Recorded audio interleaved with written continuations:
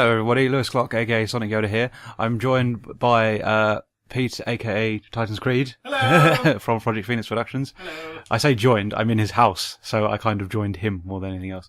But yeah, so we've been playing Sonic Lost World on 3DS and Wii U over the weekend, and this is essentially our impressions of said game. So I really enjoyed the Wii U version a lot. My main impression of it is that I think that both versions suffer from this a little bit as well, is that the controls are very twitchy. But I like the new control scheme.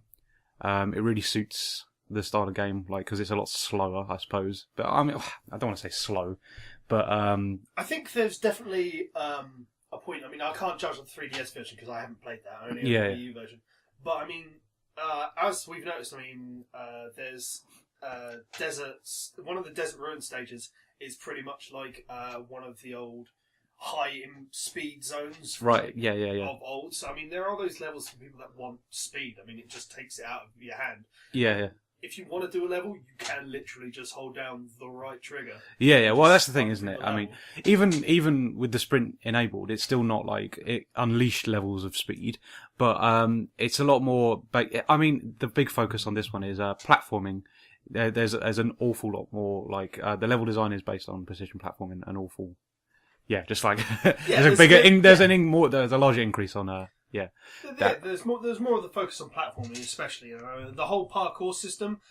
It doesn't really focus on it, and it's nice. It feels optional, they've added things for you to navigate the stage with, but you don't have to do them. I mean, most of the time you don't have to use the wisps, to be honest with you. No. So that's it's nice. They're just sort of chucked a load of ideas and bits and pieces at you, and it's essentially up to you to approach it however you want, as a good game should be, really. I think at its core of the heart, I mean, the Wii U version feels like it's trying to be closer to Sonic 1, where there's not a lot of high break speed and a lot more platform. Oh yeah, completely. I think the speed that it's essentially, you get you're rewarded speed for decent platforming. That's always been the way it was in the 16-bit era, and it definitely feels like Lost World is getting in there as well. We've also got, because release day and everything, we've got the Daily 6 edition, so we had a walk around with the Knights DLC, which is really good fun actually. That's a really good idea.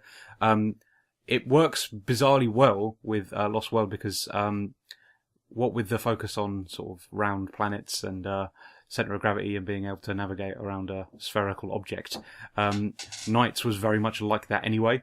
So the bosses are a good fit, bizarrely, it was a really. I mean, it's not particularly long. I think it takes you a couple of minutes to get through. Yeah, it's not particularly long. I would have liked to have seen more from it, more than what it just was. I mean, I mean, as advertised, it is literally. It would have been a better unlockable than a DLC thing, because I think if you'd paid money for that as a DLC pack, I think you'd be a little bit disappointed, because there's not an awful lot there. It feels more like when you unlock Green Hill Zone in Sonic Adventure 2. Yeah. It's very similar in that sense. It's just another little stage, something a bit of fun, nice bit of fan service. I enjoyed it, but I wouldn't, if that was on the eShop and they were charging £5 for it, probably not worth. Well, I mean, didn't they turn around and the the first day DLC for Generations, they ended up sticking a price on it in the end as well, didn't they? Yeah, I'm sure that will probably happen, because I think the idea with the special editions is that the Sega ones especially now are sort of like first day editions. The same thing happened with Transformed, in that when it first came out it was a limited edition, and I think once that ran out and they produced another edition, it would be just the standard, and then you'd have to buy the DLC separately. So I'm sure that'll probably be what ends up happening with that as well. But otherwise, we've had a really good time with it. A really enjoyable game, really well built, very tight. We only really encountered a couple of bugs. My major complaint with it is it's really fucking hard.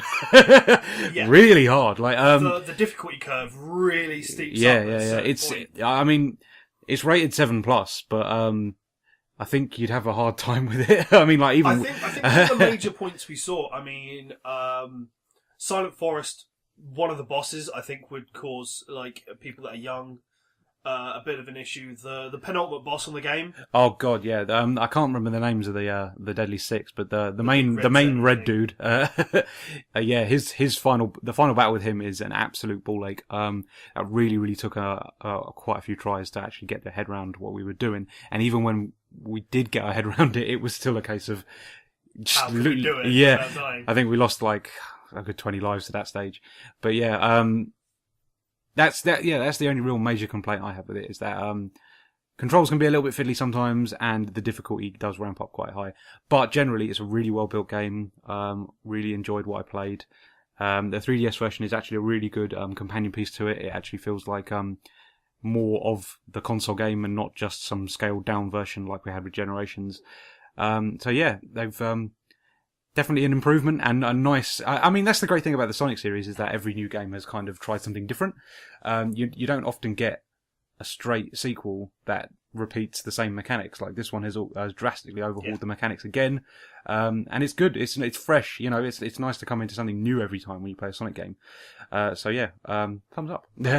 Definitely thumbs up. I mean, personal complaints. I mean, we had to go with the co-op mode and the 2-player race mode, and the co-op mode is a bit rubbish. Yeah, you essentially just take the control of one of the RC helicopters or whatever you've got. If you play with someone that is actually good at the Sonic games, then they don't really get to do much. Yeah, completely. However, I mean, the 2-player races are a fair bit of fun. Yeah, actually. No, they're really good. I mean, they take a similar. They're very similar to the 2-player races in Sonic Adventure 2 Battle. Colours, yeah. No, very similar. Actually, yeah, that's probably the most they're closest to, because you even have the Sonic drones with different colours. I mean, I think with everything, I mean, you mentioned this yourself the other day to me, was that it feels more like Colours 2 as like a direct sequel than what Generations was. Yeah. No, it definitely has that feel about it, like an air of colours to it. I mean, what with the Wisp powers being there and everything. But generally, it's kind of its own beast in the way it controls and the levels, just the design of it. So yeah, I understand why they went for, Lost World instead of Colours 2.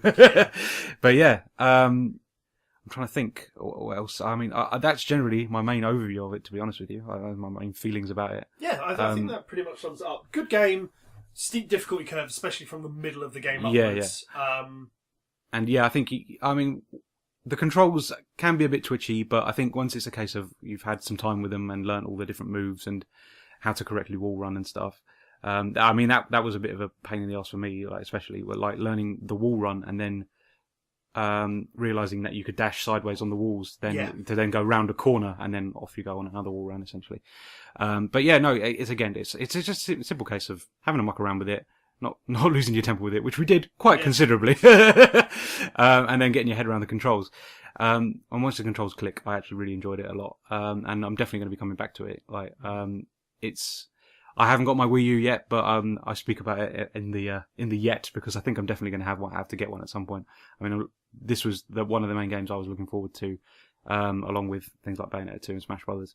But yeah, no, this looks like from what we played. Well, we ran through the entire thing yesterday. We cleared the game, I think, within over the space of 24 hours. Yeah. Not straight. So.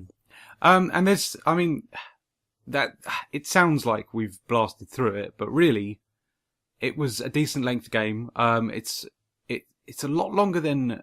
It feels longer than Generations. It's got to be said. It's definitely longer than Generations. Was only like a 4-hour stretch. I think. You could really blast through that. This is close to what a lot of reviews say. I think it's if you try to blast through it, some of the stages are really long. I mean, that's the thing with the stages, is that there's so many gimmicks. There's absolutely every stage chucks something new at you, which is kind of cool to see, actually. I mean, tons of ideas. You said on the 3DS version that the actual stages were a lot longer than what you were expecting as well. Yeah, no, completely. I mean, I'm looking at some of my completion signs on 3DS stages, and they're like upwards of 10 minutes most of the time, and it's like, that's a long time to be playing one stage in any Sonic game.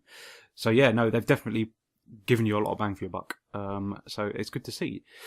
But yeah, there you go. That's pretty much it, I think. I think so, yeah. Yeah. Other than just touching on the music, because the music is brilliant. Oh, the soundtrack is excellent. I mean, the release date for that is November 23rd, if I remember correctly. I'm sure you can import it from CD Japan or something.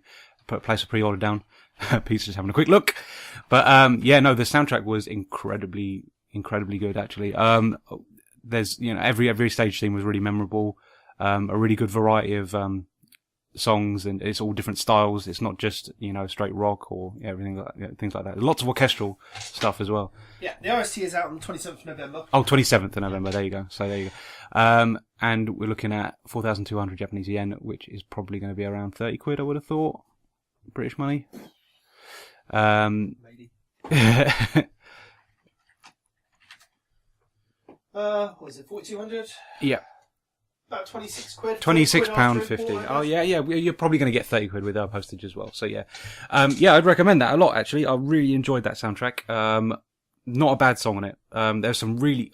some of the later stages were absolutely brilliant. Like, some of the boss themes I really liked. I really do like the final boss theme. I can't wait for a full version of that. Yeah, it's very...